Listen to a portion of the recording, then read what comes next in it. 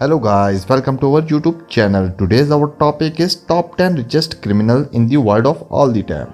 It's no wonder that criminal activities may pay far more than any lawful work, despite many of countries taking significant solution to eliminate illegal activities. But we live in an environment where it continues to grow. Many individuals enter the criminal community because it offers numerous advantages: human trafficking, drug smuggling, armed trafficking, and various other businesses bring in a lot of money for these individuals. So, guys, here below is the list of all-time richest criminal in the world. Please subscribe our channel and press the wing button for latest videos and updates.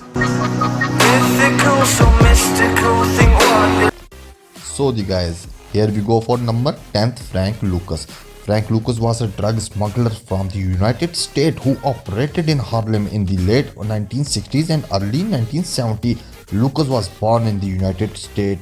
He was famous for bypassing middlemen in the drug trade and purchasing drugs directly from his source in South Asia.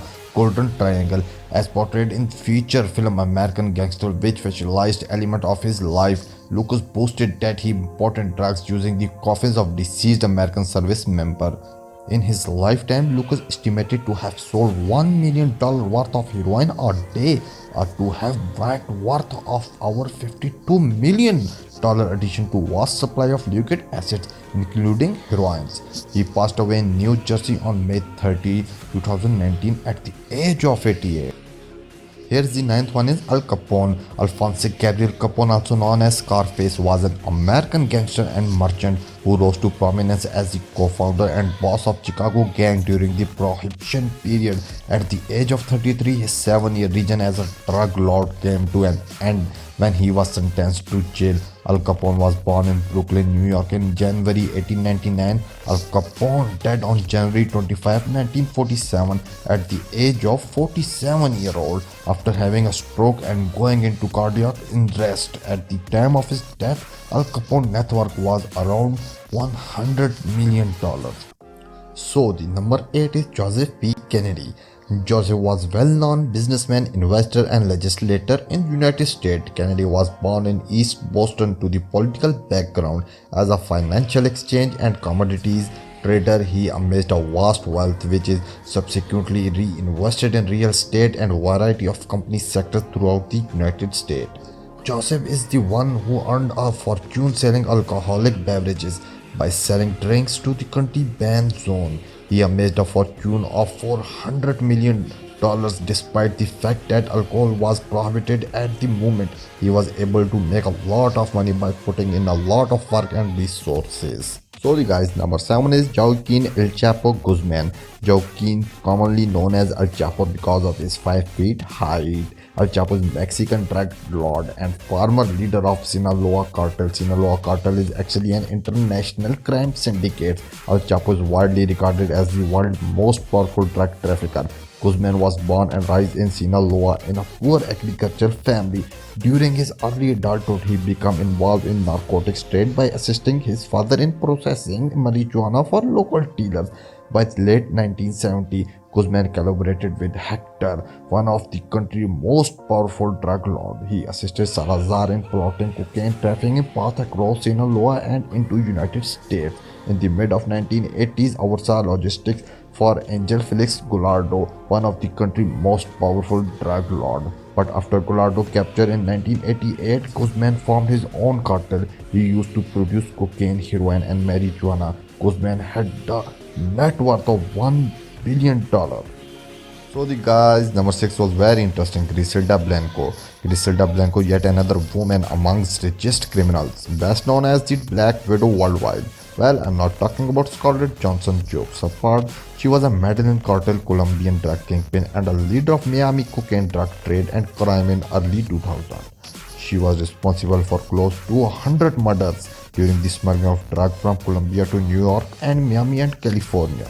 So, on September 3, 2012, she was shot and killed at the age of 69. Blanco was one of the world's wealthiest and most dangerous women as well as the world's most successful drug lord. She is the world's first female billionaire convict, running a multi-billion-dollar cocaine dealing enterprise with an iron hand and becoming one of the history most dangerous people. He has an estimated net worth of $2 billion. So the friends is number 5th is Dawood Ibrahim. Dawood Ibrahim Kaskar is an Indian underworld king drug lord who was eluded capture. He was born on December 26, 1955 in Dongri, India. Dawood Ibrahim runs the Indian organized crime syndicates called the T Company, which was founded in Mumbai in 1970. Dawood is wanted for terrorism, murder, extortion, killings, narcotics, dealing, and a slew of other offenses. In 2003, India and United States named him as global terrorist. Also put a 25 million bounty on his head for illegal involvement in the 1993 bomb blast. The FBI and Forbes called him number 3 on their list of the world's most wanted criminals in 2011. Ibrahim controls 75% of world heroin trafficking. However, he is involved in a number of other businesses including diamonds, gold and real estate with an estimated net worth of $6.7 billion. He is almost among the richest criminals in the world. So the guys in number 4th, Leona Hunsley. Leona Hunsley was convicted criminal and a successful American businesswoman.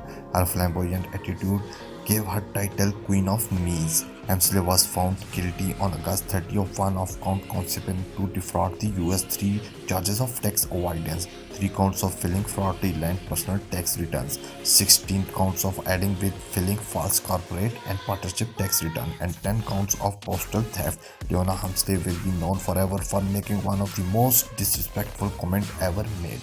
We don't pay taxes. Only the little people pay taxes. She had net worth of 8 billion.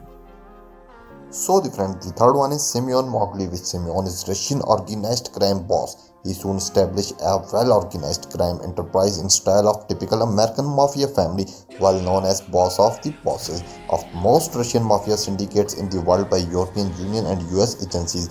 Also considered the most dangerous mobster in the world by FBI. Arms trafficking, contract killing, kidnapping, drug smuggling and prostitution on global scale have all been charged against him by the FBI. With an estimated net worth of $10 billion, he is third among the richest criminals. Simeon currently lives freely in Moscow and has 3 children. So the second one is Amado Carrillo Fuentes. Amado was a Mexican drug lord. He took over the Juarez cartel after his boss Rafael was assassinated. Fuentes, also known as El Senor de los Cielos, which means the Lord of the Skies. Now you might have why he goes by the name, right? Because he used to transport drugs through the large fleet of jets. He was also famous of using Colombia to launder money in the order to fund his fleet. His fortune as a member of Mexican cartel is about $25 billion. He is the second among the richest criminal of all the time. He was very well known at the moment and he appears to be well known with the post on illegal activities. Surprisingly, he had plastic surgery so that the police will not be able to pursue him at any point. His bodyguards, on the other hand, assassinated him. He was having the face change. So the guys, here we go for number 1, Pablo Escobar. Probably the most well-known drug lord in the present century is Pablo. Pablo is unrivaled in his profession, the king of cocaine, the amassed of fortune that made him the wealthiest criminal in history and also one of the wealthiest individuals on the planet for several years. He had a near monopoly over the drug trade in United States. His empire is unrivaled in literature. Every month, his organization brought in 70 to 80 tons of cocaine into United States, accounting for 80% of its country's sons, as well as hundreds of tons into countries in every region except Antarctica. He made for $20 million a week. As a result of his Pablo wealth gave him a lot of leverage, so he could bribe politicians to get them murdered if they refused to accept his bribe. Escobar ranked the 7th wealthiest man in the world by Forbes magazine with a net worth of $30 billion. Following his breakout from the Colombian jail in 1993, Escobar was executed by Colombian forces with US assistance. So guys, now we discuss the conclusion. Nobody could argue that crime can provide a lot of wealth to convict, but the consequences are very devastating. The majority of criminals listing above are still completing their terms in prison, although some have already died. Since the crime sector is worth billions of dollars, it attracts large number of individuals from all around the planet. There are very variety of explanations that individuals want to work in the criminal justice system. Lack of education, homelessness, social pressure, or desire to wealthy are some of most improvement factor. Only education has the ability to change people's minds, which is why it is so essential. Criminals amass enormous money, but the end result is death or imprisonment.